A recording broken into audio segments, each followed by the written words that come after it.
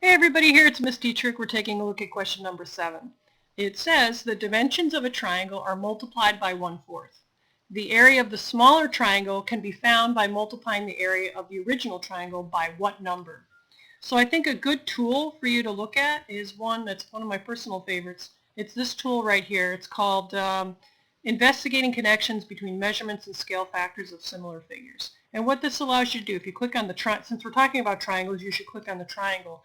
Down here, they talk about it as a scale factor. Now, on the one that we're working on, the question we're working on, they're talking about the scale factor as being 1/4. So when they say it's being multiplied by a value, they really mean scale factor. And I kind of wish they were using those words.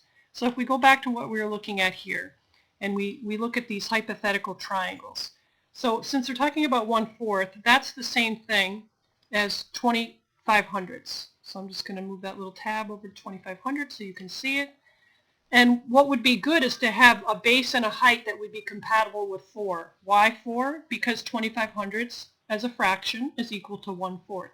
So I have that base as being 24, but let's fool with the height a little bit and see if we can come up with a number.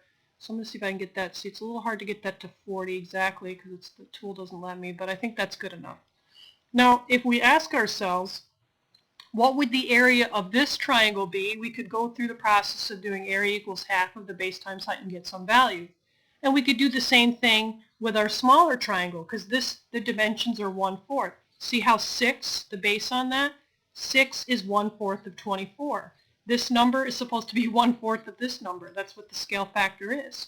But remember, when we talk about 1/4, 1/4 area is squared. We have to square that. That equals 1/16. Now, what you don't have to do for these types of questions is you don't have to find the area, although I think it's helpful just to understand the topic.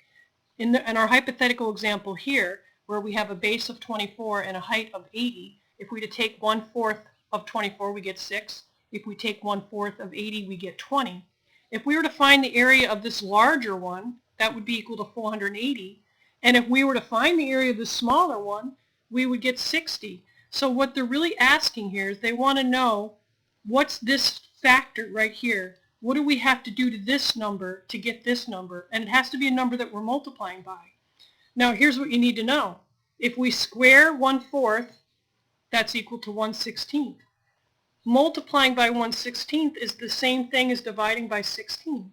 And if you use your calculator right now and check, if I do 480 divided by 16, do I get 60? Or if I do 480 times 1/16, do I get 60? And the answer to that question is yes.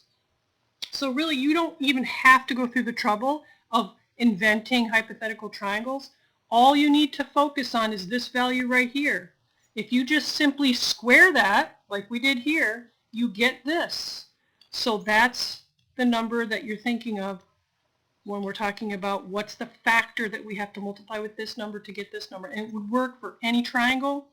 I invite you to play around with this app. It's in your Google Classroom stream. Play around with it, look at the different shapes. This is true for rectangles. It's even true for circles, or any shape, really trapezoids. It would work. All right, so hopefully you found this video helpful.